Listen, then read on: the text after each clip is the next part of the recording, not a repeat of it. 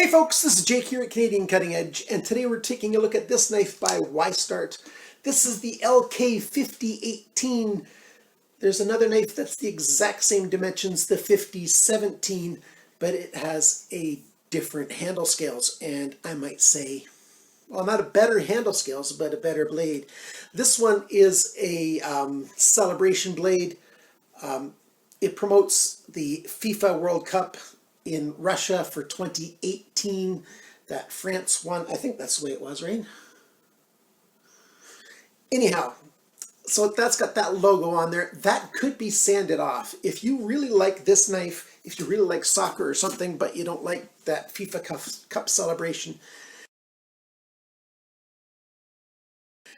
this knife can be made to look really nice. It would just take a little bit of time to sand that down and polish up that main bevel anew. But the other knife that looks like this, or is the exact same shape, same steel and everything, it's got a very colorful, very nice handle scale. Let me show you a picture of that. So other than the treatment on the handles, the dimensions, the weight, the size, all that stuff is the same for these two knives. The price is the same for these two knives.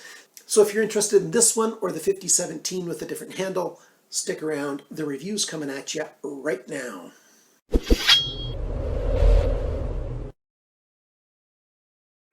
The first thing that I want to say is that Y-START knives have been tested by LTK over at LuvThemKnives, and the 5012 that has a VG10 listed on its knife tested as VG10. And yes, the Y-START knives that claim to have D2 that he's tested, two of them, ended up being 8CR14 instead of D2. So there is definitely room for some doubt that this is VG10, but there's also a good precedent that the one LK5012 that he tested is actually VG10. So there's that. Hopefully this is authentic VG10. It feels pretty hard to me when I've done my testing with it and playing with it and using it and stuff. But, you know, of course, I'm not a metallurgist and I don't have metallurgical equipment to test this, so I don't know for sure. Now this knife, basically titanium VG10. We've got a unique blade shape here. I should probably clean that thing off. Well, I'll get my cloth in just a minute. We've got some unique jimping up here. Yeah, you can see my fingerprints all over that thing. So it's got that weird jimping back up there. And, you know, when you put your thumb up there, it does help a little bit to get a good grip on it. If you want to do a forward reach with your finger to cut, this little cutout here actually does help a bit. And then you've got that drop point right there. The flats and that Fuller-esque kind of cutout part there, that's stonewash. And then the flat is satin. You can see the lines of him on the right angle and fingerprints when I'm on the other angle. And then you've got that main final grind of the bevel right there. And they did a pretty good job grinding that knife. And my voice is a little bit off, and I think it's mostly because it's very, very smoky in this part of Canada right now in Alberta. We've got some major forest fires. There's 5 forest fires out of control. And although they're many, many miles from us, the smoke is coming down here, and it's nasty. And there it says Y-START on the blade, on the flat there, and VG10 right there on the ricasso on this side. Now, if you take a look at the handle, you've got those pentagons. Is pentagons 6-sided? I keep forgetting which name goes for which. But anyhow, it's got those 6-sided shape in the middle, and then the other ones on either side, they just sort of extend, and they don't complete that shape. A little bit dirty there. I've carried this thing a fair bit, actually. It's got a titanium pocket clip, and the pocket clip works pretty well. It's not a super deep carry. You've got, you know, about 5/8 to 3/4 of an inch sticking out. That's between, you know, 1.5 to 2 centimeters sticking out of your pocket. The pocket clip right there, where it has that shape to come down to go in the pocket. I wish that was on a little more shallow of an angle.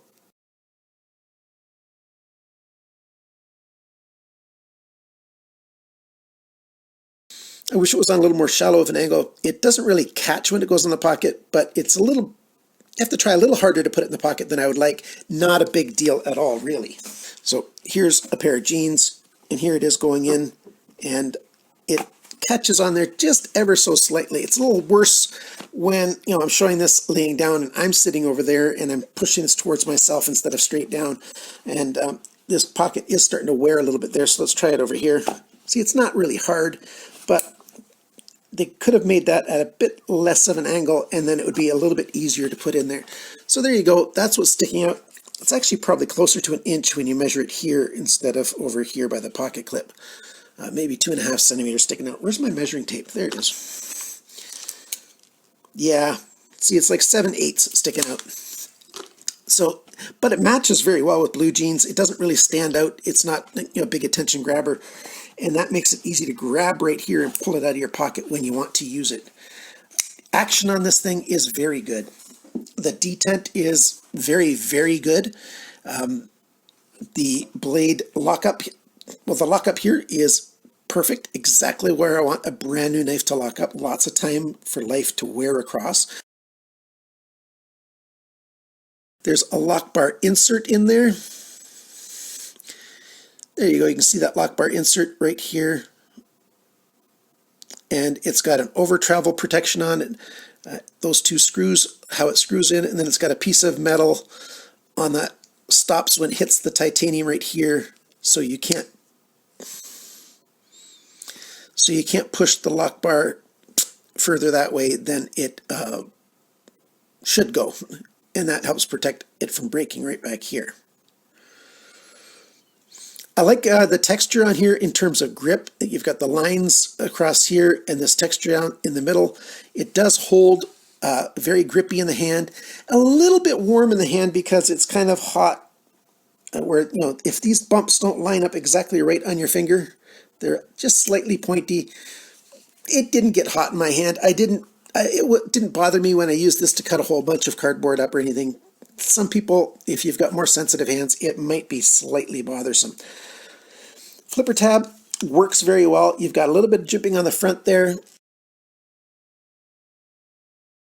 It's one of those that's shaped sort of like a cresting wave. And of course the light switch method where you push straight back, that works very easily. When you overcome the detent, then it just wants to come out. And I'm putting not too terribly much pressure on. That's why it's coming out slowly. You can make it go thunk, if you want to. And if you push on a slight angle, like a 45-degree angle, that opens as well. So light switch or sort of push down method works just fine. What is this lock doing here? Well, this is just a post or a bar on a pivot point with a little, like something like a thumb stud right there.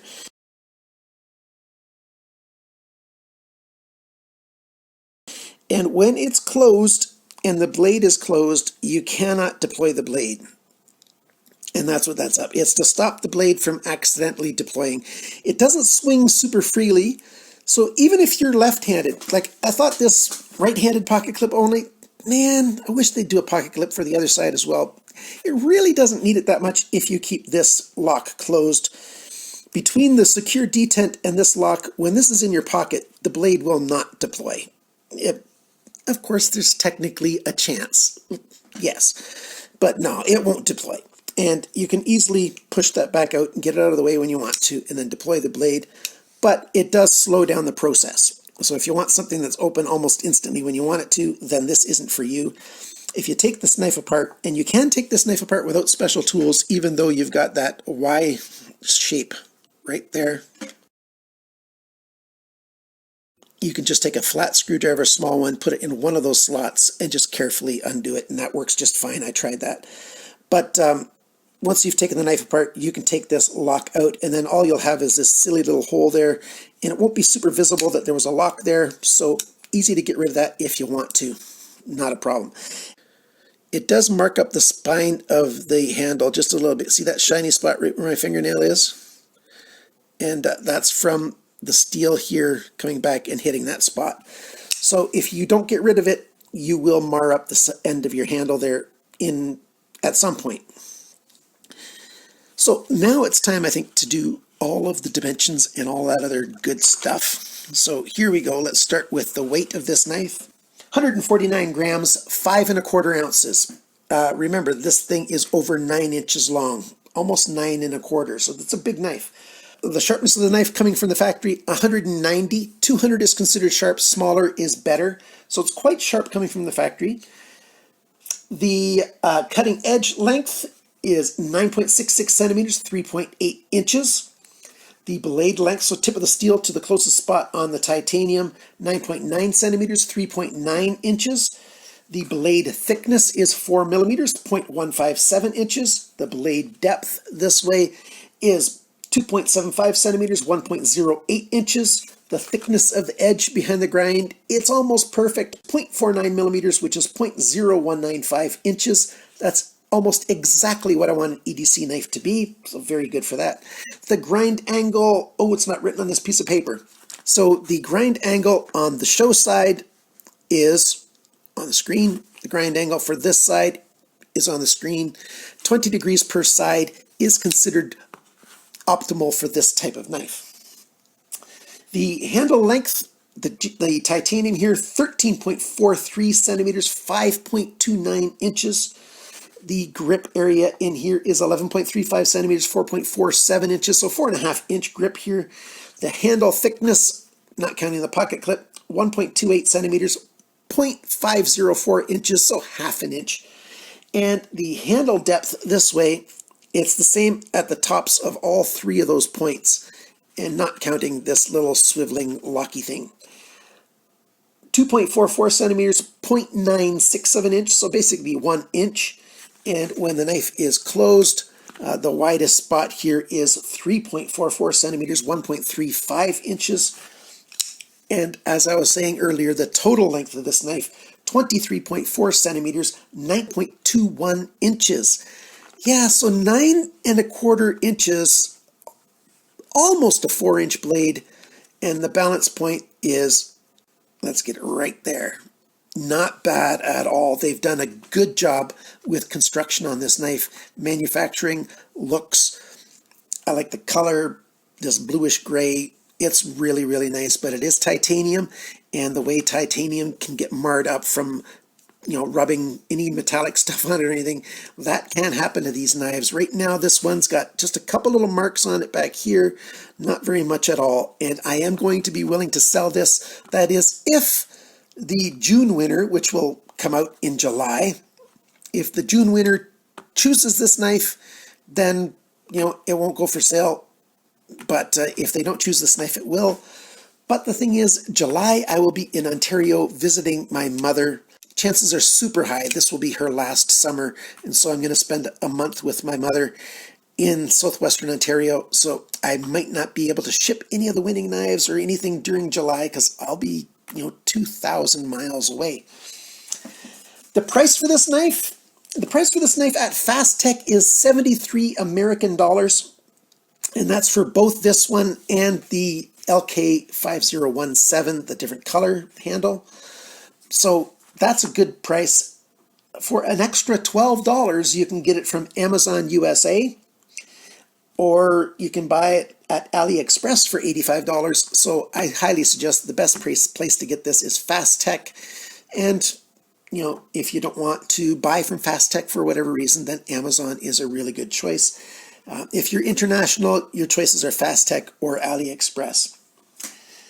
Let's talk about the fit and the finish. Very good. I like the fit and finish on this knife. It's well done. I would have liked a different kind of screw here than this Y thing, but this isn't terrible because you can use a little screwdriver in there. I do have some 3-sided security drivers that I can use on here, but even if you don't have special tools, like I said, you can open this. The action on it is very good. The ceramic ball bearings, and yes, it's got ceramic ball bearings, dual row ceramic ball bearings, and a ceramic detent ball. They all work very well. The detent is, you can hear it go, I don't know if you can hear it or not. Let's put it up here and try it. Can you hear that detent letting go? So that detent holds very well. Action's very good. Sharpness choil is perfect. Very comfortable in the hand. The jimping over here works. And you can hold it any way you want, even if you want to do some more delicate work. Reverse grip. My hands are large, bordering on extra large, and look how much extra room I have. So if you've got really big hands, you're still going to be able to grab this thing and be very secure in hand. Yet it's small enough that if you've got smaller hands, you'll still be comfortable. You can grab it so you've got a longer grip if you want, or up here. It's just a little bit bigger, but it's not unwieldy. So that's really good. The blade alignment when it's closed, perfect. It's a good looking, good feeling knife. The lanyard hole I mentioned the placement's very good for that. I almost wish though that they would have taken the titanium off the handle scale so it would just be this back spacer sticking out so that it would come in a bit. You've heard me talk about that on other videos. Those are the kinds of things I like. Easy enough to take apart, all that good stuff and clean. What are the negatives? I dislike this silly lock thing here. That's just silly to me. But it can be functional if you don't want to, if you don't need to have a knife that you're going to open quickly. It can be useful, although, like I said, it could mar up your steel there. If you keep this, then the pocket clip being right only is okay. I sort of wish they would have provided 2 pocket clips and given you a second one that goes on here. Plus, the pocket clip needs to be at a slightly angled back for it to be very good. If I was to keep this knife and not sell it, I would probably grind that on the pocket clip off just a little bit. Nobody's ever, well, they are going to see it if they look down like that at it, but people wouldn't see if I changed the angle on there, and it would become a tiny bit more useful. Although right now it's quite usable. It's not a bad knife at all. Is it worth the price? Well, that's totally up to you and your budget. The build quality is good. The steel, I believe it's VG10, but I can't prove it. And just like I can't prove most things in life. The logo thing here, give or take. If you're really a soccer fan, you really like FIFA, you might really want it for that reason. So there you go. Here's the knife, the LK5018 and the LK5017. There's actually a video by LuvThemKnives where he has both of them next to each other, and I'll link to that knife, that video, and I will link to LK's video, LTK's video, right at the end of this video, up in this corner, so you can go check him out. And if you don't know LuvThemKnives, he's worth checking out, especially since he started doing the knife testing, and you can check out his list of steels and if they test or not to be exactly what they say. Thankfully, the vast majority of knives test to be exactly what they say. The 2 brands that are the big offenders are Fura and Effengrow. They tend to show that they use steels differently than they claim. But most other brands are actually quite good. Thank you so much for liking, sharing, commenting, and subscribing. Thank you to my Patreon supporters once again for helping me out again last month at the end of the month. I appreciate it. Remember, guys, always cut towards your chum, not your thumb.